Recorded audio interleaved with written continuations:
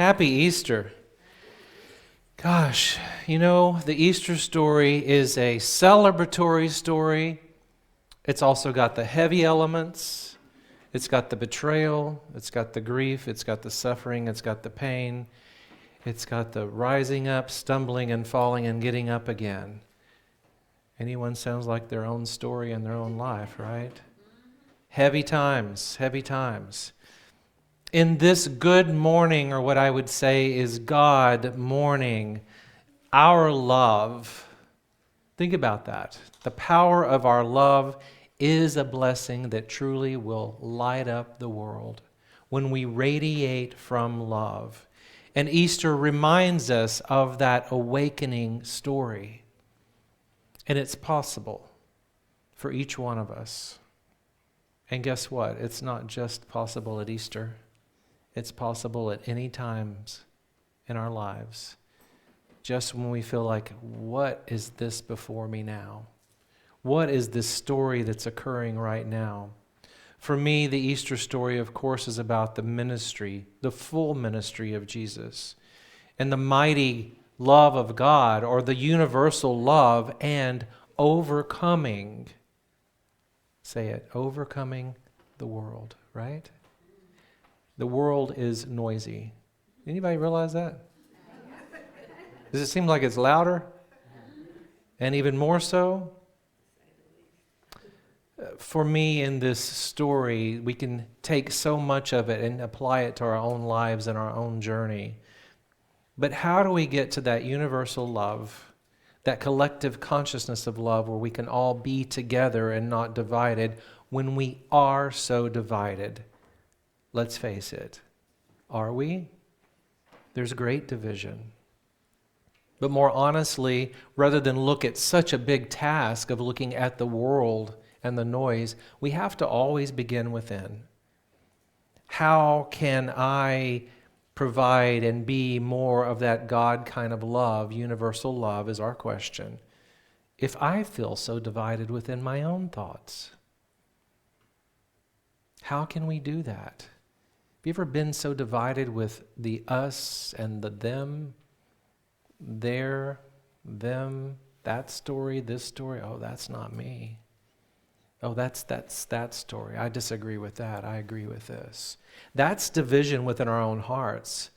And I have the question this morning, and I hope this morning it'll bring a smile and some joy. But if there's a little uncomfortableness, that's my call. So if there is a little bit, just feel into that. Have we gone so far into the tomb that we have forgotten the power to wake up? Think about that. When you look within yourself, when you look within the greater consciousness of the world, have we gone so far into the tomb that we forget the central message that we are truly better together? What do you think? Have we? We haven't? Feels tough sometimes though, doesn't it? When we remember that we're better together, that's what wholeness looks like. Not part, not one, not the other. We have the power to rise up, to wake up, and we use the Easter narrative to rise from self-sabotaging beliefs and be lifted into a new experience. We have an Easter story. Each one of us have a story. It's an opportunity to awaken to the truth of who we are as a beloved child of God and to claim that divine inheritance all the time. We can't be separate from something that we're part of, but it's a remembrance of who we are. The Easter narrative shows up for us again and again in our lives. And it really is all about the light, the brilliant light, the rising up. We hear it in our songs, we hear it in our messages. We know that it's about a resurrection, overcoming death, a rising up, a lifted to new heights. But just imagine with me, I was going for a walk yesterday, and I love to go for walks, especially with Maggie. That's the standard poodle Maggie, so yes, she's beautiful. But when we walk, sometimes light casts a certain shadow upon us, and you can see to the side. Have you ever made like images in a shadow and it's a distorted view? So I love to do that. I love to take photos of it because we don't look like we are. We look like this giant creature that's being really pulled by this giant creature. And I noticed it, and I thought about, trees casting that beautiful light. And if we just think about the symbolism, the symbol of the cross, think about that for a moment. And if in your mind's eye and your imagination you can see the cross, and perhaps it's on a hill, and the light hits it a certain way to where there's a shadow, and you know how big that shadow would be, just cast upon a meadow or a field, the light of that shadow. There's a message in that shadow for us. Because I believe it's both personal and collective. There's a lot of message in the shadow. How many of you are familiar with Debbie Ford, Carl Jung? Yeah, shadow work. Because what we deny and what we project onto, that's not me, and that's this, and that's that, and parts of ourselves we don't own are the parts of us that need healing. Debbie Ford, she's a student, was a student of Carl Jung, and she wrote the book, it's called The Dark Side of Light Chasers. Beautiful work about embracing our shadow self. And I had the privilege of working with her alongside her before she made her transition in Houston. And she wrote this, that what we feel inside shapes what we create on the outside. And that's really our third principle here. Our shadow holds what we deny, and we have the power to claim it. There are parts of every one of us that we have shrunk back or hidden or not used our voice or withdrawn from something and not fully been who we are called to be because of someone else's viewpoint, trying to fit into that. But when we look at that shadow and we embrace all aspects of ourselves, that's what wholeness is about. Carl Jung said that our shadow is the person that we would rather not be, so we put it aside. But what about embracing all of it? I think it's a time right now that what's really an opportunity is when we can see the shadow rising so big, we can heal that. When we see such division, we can see opportunities for the shadow rising, so we can say, how can we heal that together through my own, your own individual work? Because our outer world reflects our inner world. If we believe the principles in unity, then we would believe that it's an outpicturing of that. Our thoughts create and shape our relationships, our joys, our sorrows, our lives, individually and collectively. Easter, for me, is where the truth intersects the human experience. Just imagine that. Does that make sense to you? Where the truth intersects the human experience. The real story. It is a real story. And it has all the aspects of it. The betrayals, the hurts, the grief, the love, the hiding out in the upper room, the celebration, the new hope, and yes, the cross. But spirit, for me, is always more real than those obstacles that we put on ourselves. Resurrection is what happens when spirit writes the ending for us, and we follow and allow that to unfold. We all carry a story, every one of us. The hurts, those places in our lives that feel so final. How am I going to move through this?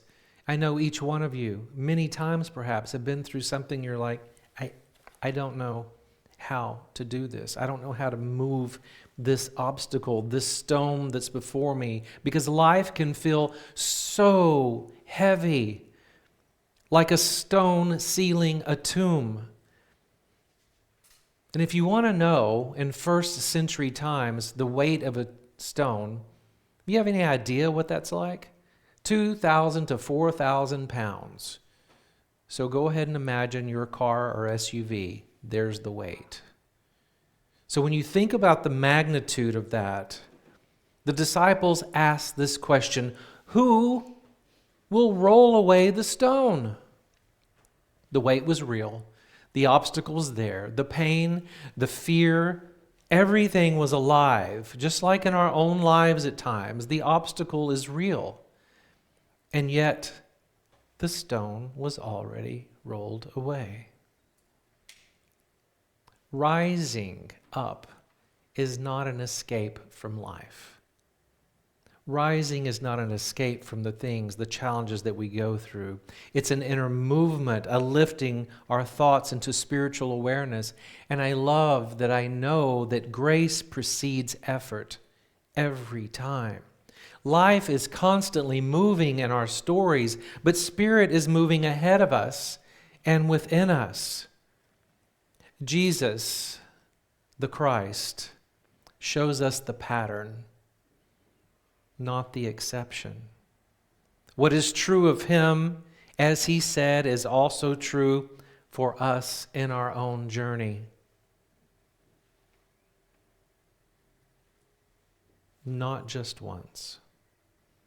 And I think that's an important part. We look at Easter, we have these seasons where we celebrate these special occurrences, and we have this historical event. Yet we are navigating life every single day to look at a rising up, a resurrection story for each one of us. And I find that cross is so significant. I wear a cross. Many of you probably wear a cross. A cross is so significant to people in their lives. And yet we also know, if we look at the whole of it, a cross has also been used for hurt. Some people have been hurt by the cross.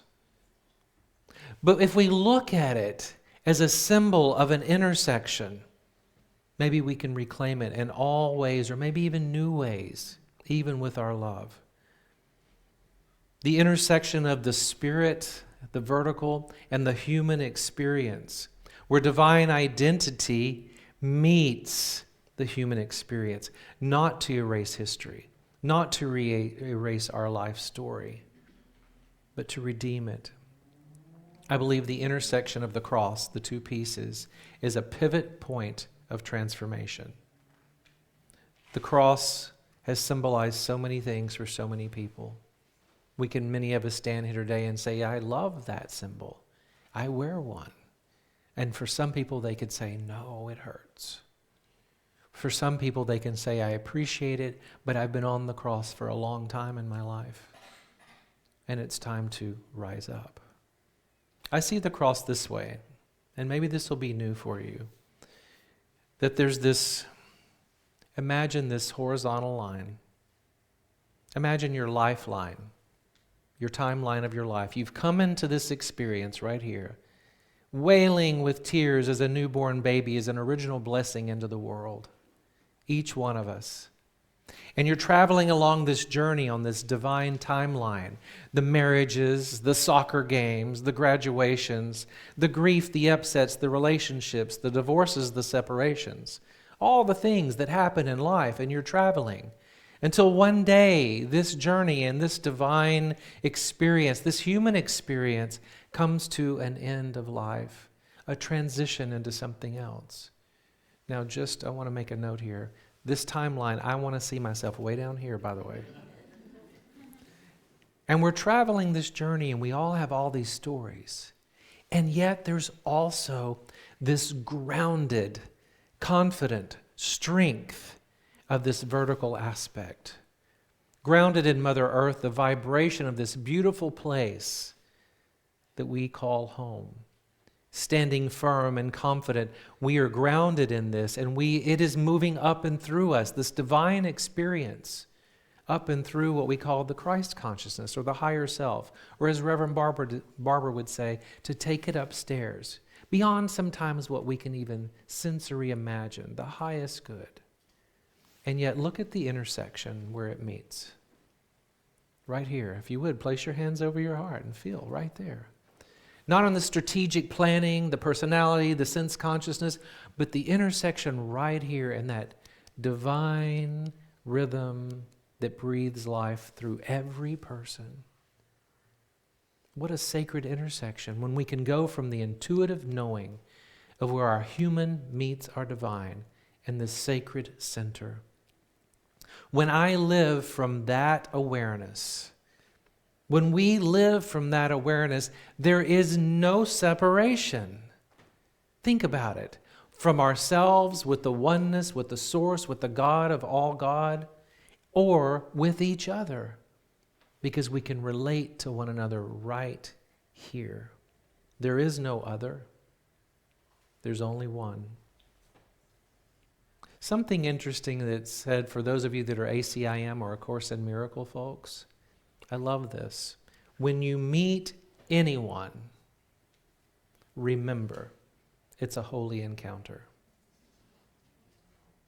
Whether you're a student or not, when you meet anyone, it's a holy encounter.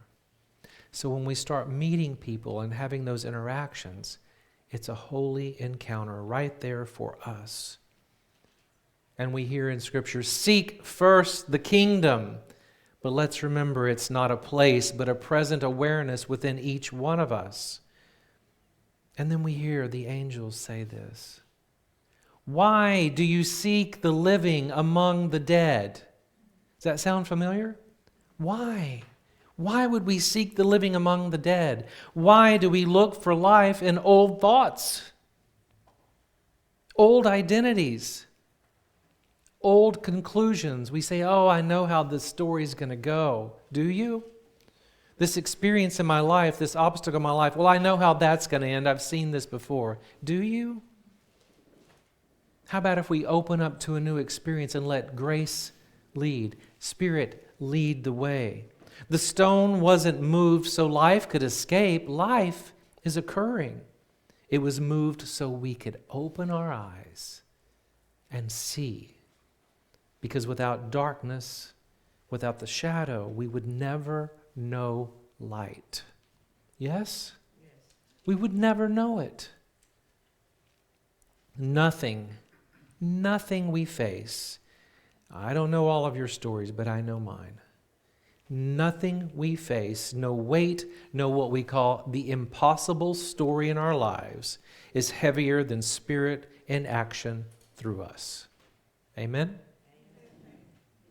Let me hear you. Because that's true. Nothing. Yet we face it and we're like, I don't know. I don't know how I can do that. And we must remember that nothing is an impossible story because it's been proved. For God so loved the world. How many of you were little when you first learned that? That's the first one we learned, isn't it? Somebody, for God so loved the world.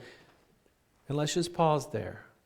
For God so loved the world. Not for God so loved the rich, the poor, the happy, the sad, the tall, the thin, the successful, the ones that got it going on and clear, the one that are super spiritual.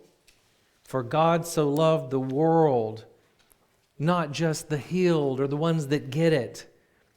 Not just one group or another group. All of it. All of us. All the time. We honor this story at Easter because it really is us. It's our story. We don't stay stuck in the story. Resurrection is not a one-time event. It's a pattern of raising our consciousness up and up. It's an evolutionary journey that we're continually on. How many times, don't count them, how many times have you risen? Think about it. How many times have you stumbled and got back up? How many times have you said, oh my gosh? And I'm not talking about just hitting your shin on the side of the bed. Ouch. I'm talking about those stumbles, those falls, those hurts, those worries, those fears. Don't keep count of them. Just keep rising. Just keep rising. Life is always offering us a new beginning, a new place to rise up. Creative energy is always moving. We're invited to claim it, declare it, know it. Our beloved co-founder, Myrtle Fillmore, I smile when I think of her. She said, God is in the midst of you. God is a tower of strength and stability, and we are renewed every moment of the day. In Colossians 3:15, one of my probably my first or second, probably they're in a tie for my favorites. And let the peace of Christ rule in your hearts. Right here again. which indeed you were all called. It's not just some. We're all called in one body and one body. And there's a period there, but the next line is so powerful. It's simply, and be thankful. Thankful for that knowing. Jesus left the tomb behind, and so do we. The story helps us understand perhaps our purpose, perhaps clarity, perhaps even our why. So will you stand with me in this moment and rise? Because together all of us can hold a vision for every single person, and it's on our screen. It's our vision here, but it's the vision that we hold for the world. Together, will you stand? Together we see a world where every being lives in awareness of their sacred oneness and divine light. Yes? Amen. Happy Easter.